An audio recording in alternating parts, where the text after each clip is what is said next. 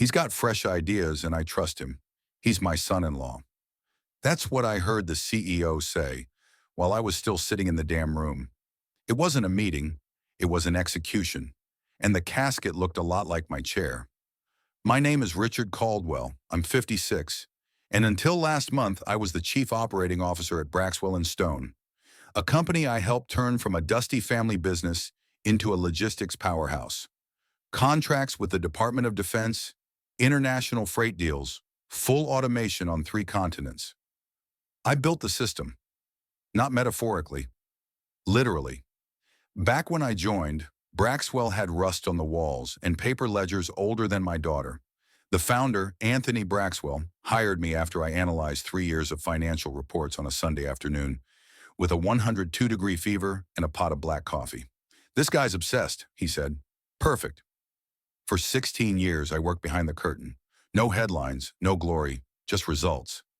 I missed anniversaries, birthdays, even my father's funeral. I was on a plane to Singapore closing a shipment deal while my wife signed the burial paperwork. She never blamed me, but she didn't need to. I blamed myself plenty. Still, I believed in the work, in loyalty. I kept our margins tight, our vendors honest, and our turnover below 5%. I didn't cut corners. I earned trust by never asking for it. Then Anthony stepped down, and his son Blake stepped in. That's when the tone changed. The new CEO didn't ask for numbers. He asked for optics. And standing right next to him, shiny watch, smug smile, zero qualifications, was Dylan. Dylan, the son-in-law. Fresh MBA, zero operations experience, but with an impressive talent for repeating words like synergy and disruption. Blake thought bringing in family would modernize the culture.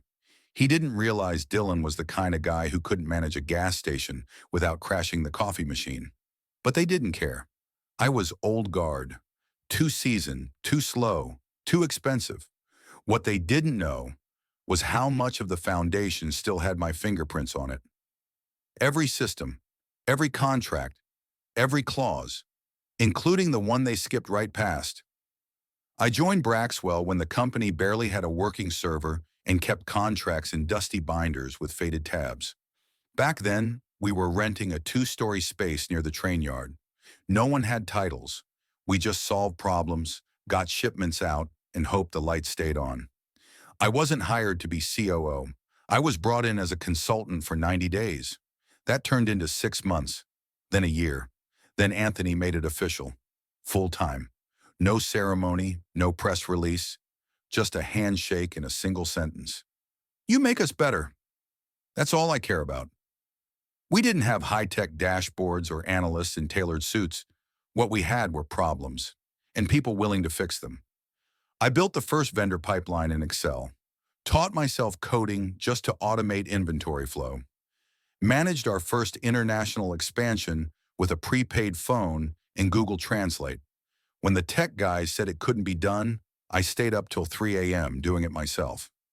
That's how we survived, and that's how we grew. Contracts with regional food suppliers turned into statewide logistics deals. Then came the government work, health agencies, military transport, cold chain distribution for vaccines.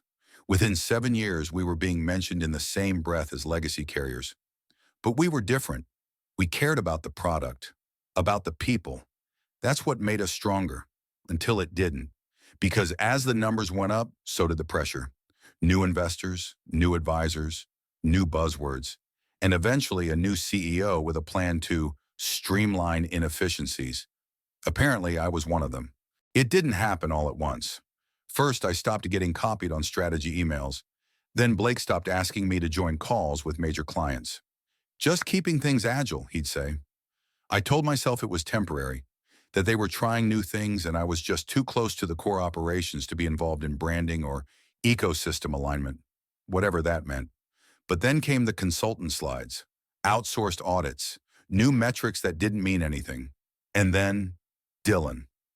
He showed up one Monday morning wearing sneakers that cost more than my first car and talking about a leadership podcast he started over the weekend. I wasn't even sure he knew what we shipped. He was given a new title, Strategic Innovation Lead. No one knew what it meant, including him. But what it really meant was simple. He was being positioned. In every meeting, Blake would throw the floor to Dylan, let him ramble about TikTok logistics or drone integration, while seasoned directors tried not to roll their eyes. Then, the real insult came.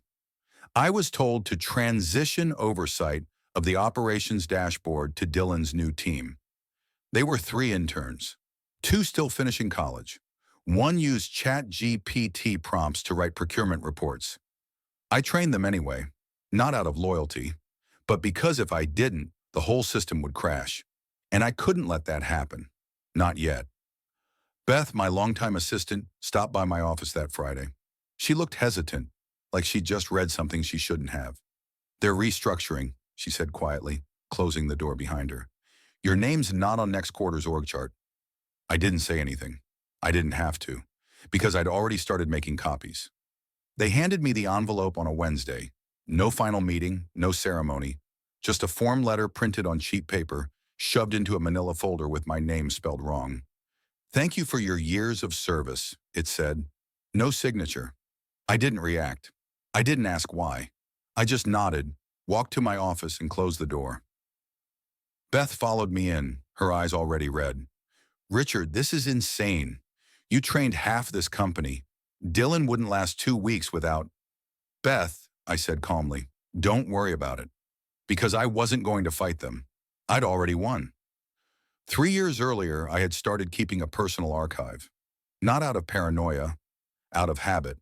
Old school habit, signed contracts, vendor records, client performance metrics, and more importantly, the transition clauses.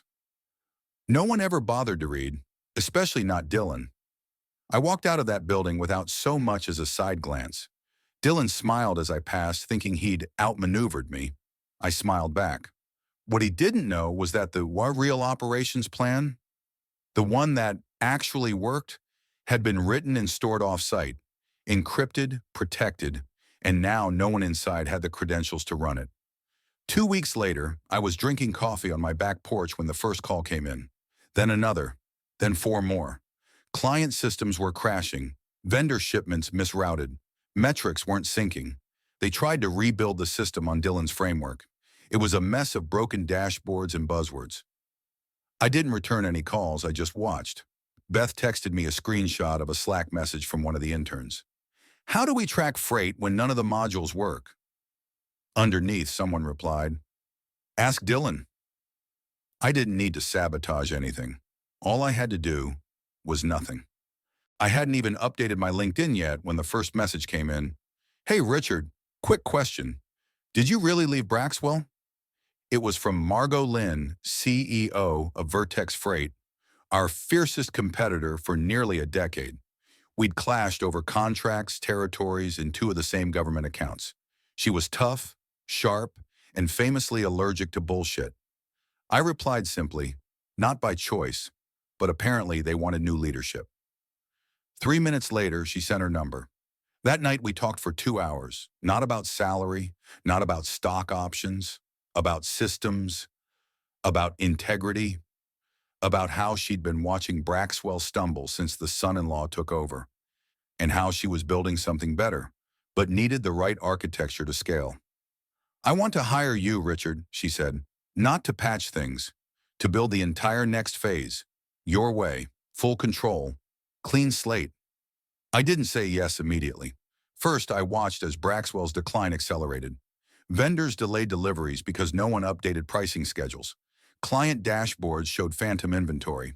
Dylan started avoiding press calls altogether. Then came the kicker. An internal memo leaked. Blake was asking for legal advice on how to recover administrative access to the operational backend. The backend Duane built. The one that still ran on a private licensing clause buried in a contract no one ever bothered to read. A clause that said, "In the event of leadership transition, original architecture ownership remains non-transferable unless authorized in writing by its creator." Guess who never signed that transfer?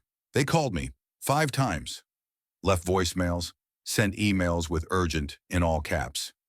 I didn't respond. Margot called again a few days later. "I know you're being cautious, but I'm not asking you to take revenge. I'm asking you to do what you're great at. and build something that outlasts their ego. That was all I needed. I met her in Chicago the following Monday. Walked into a glass-walled conference room with a full team waiting. The CTO, CFO, operations head, all ready to take notes. Margot slid a folder across the table. Whatever you need, Richard, it's yours. I opened the folder. Consulting offer. Plus equity. No CEO to impress, no genre, no legacy to tiptoe around, just vision and respect. I signed it, closed the folder, and shook her hand. Outside, it had just started to snow. Inside, I knew on winter was just beginning. For Braxwell. The first headline hit 2 weeks after I signed with Vertex. Braxwell Logistics faces major system failures amid restructuring. Then came the client departures. Medcorn had pulled their vaccine storage contract, $9.4 million annually. Greystone Rail canceled 3 upcoming shipments after their inventory data vanished mid-route, and internally panic turned into chaos. Blake called an emergency board meeting. No one could explain why the freight analytics system kept reporting negative capacity, or why all the vendor invoices were being rejected by the bank. Dylan? Gone. Took a sabbatical the same week they lost on Halifax Metals, their oldest contract. I didn't celebrate. I didn't need to.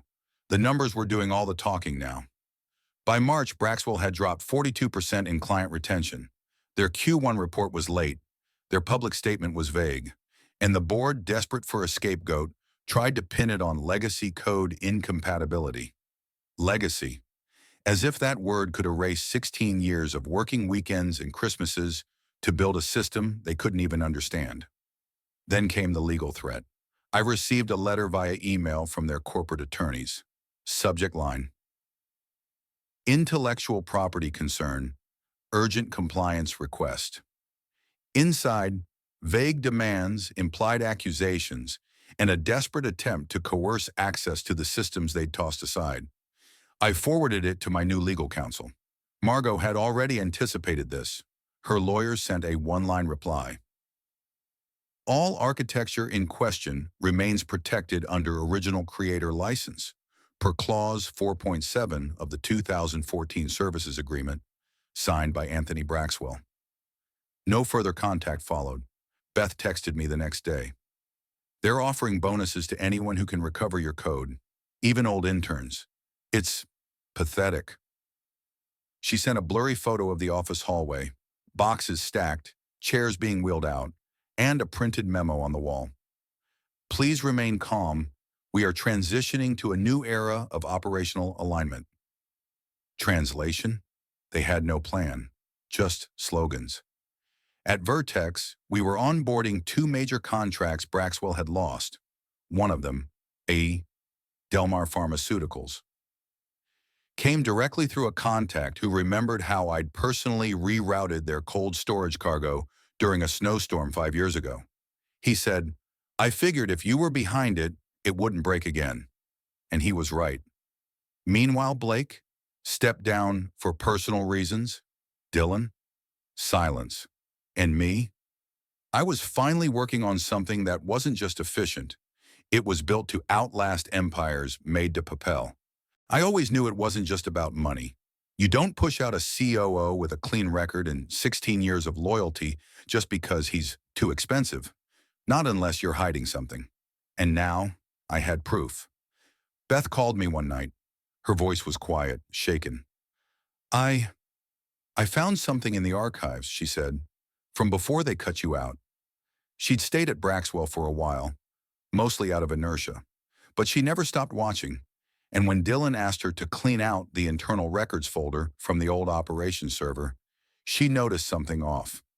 Hidden in an unmarked subfolder were several versions of a performance review.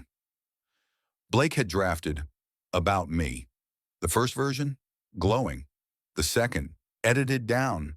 The third marked internal use only and full of fabricated concerns. Rigid in methodology, struggles with innovation, resistant to leadership transition. It was dated to 2 months before my termination. Right around the time Dylan was quietly given admin access to the operations platform. But that wasn't all. In a separate document, buried in a backdated board packet, was a conflict of interest waiver, signed by Blake, approving Dylan's appointment as strategic lead, without prior disclosure. The clause? Due to familial relationship, oversight of Dylan Haynes will remain at CEO's discretion until further notice. Translation: Blake handpicked his son-in-law to replace me months in advance and manipulated internal documentation to justify it. They never needed a reason. They just needed an excuse. That's why the meetings dried up. Why the interns showed up with notebooks and blank eyes. Why my title started disappearing from flowcharts. They were rewriting history before it even ended. I forwarded everything to Margot's legal team. She didn't even flinch. Typical, she said. But now we've got leverage, just in case they try anything else. But that wasn't what mattered to me. What mattered was the truth. I wasn't paranoid. I wasn't outdated. I wasn't slow. I was in their way, and they knew it. Rebuilding didn't start with investors. It started with a whiteboard in a small office at Vertex. Just me, a dry erase marker, and a second chance I never thought I'd want again. But this time I was doing it my way. No corporate buzzwords, no quarterly smoke shows, no sons-in-law in leather loafers pitching slide decks they barely understood. I brought in people who'd been ignored. Carol, the procurement lead, Braxwell let go after 15 years because she questioned Dylan's math. Marcus, a logistics manager who used to run night shifts blindfolded while teaching rookies how to root under pressure. And Beth. She handed in her resignation the same day we onboarded our third government contract. Margot gave her a corner office by week 2. We didn't chase trends. We focused on what worked: resilience, transparency, and building systems that didn't need disruption every fiscal quarter to prove their worth. Within 4 months, Vertex's margins were up 38%. Clients who'd left Braxwell started calling us, not because we begged for their business, but because they missed our competence. I wasn't trying to be a savior. I just didn't want to watch another company collapse under its own ego. At Vertex, I walked the warehouse floors again, had lunch with the team, answered emails myself, and when someone brought a problem to the table, I didn't delegate it to some junior consultant. I solved it, because leadership isn't about distance. It's about being close enough to feel the consequences of your decisions. One afternoon, Beth left a folder on my desk. Inside, handwritten notes from the ops team, thanking me for bringing back sanity. One line stuck with me. Feels like we're building something that matters again. Yeah, that's exactly what we were doing. It started as a lunch invite, a private message from one of the senior partners at Holland Marks Capital, the firm that quietly backed half the logistics industry over the past decade. At first, I ignored it, but then the message came again, this time with a line that made me pause. We're not asking you to pitch us. We're asking how we can support you. I agreed to meet. Downtown Chicago, high-rise glass walls, the usual polished surface hiding very sharp edges. But this meeting was different. They'd been watching Vertex's growth, the turnaround, the retention rate, the tech adaptation, and more importantly, the Manas culture.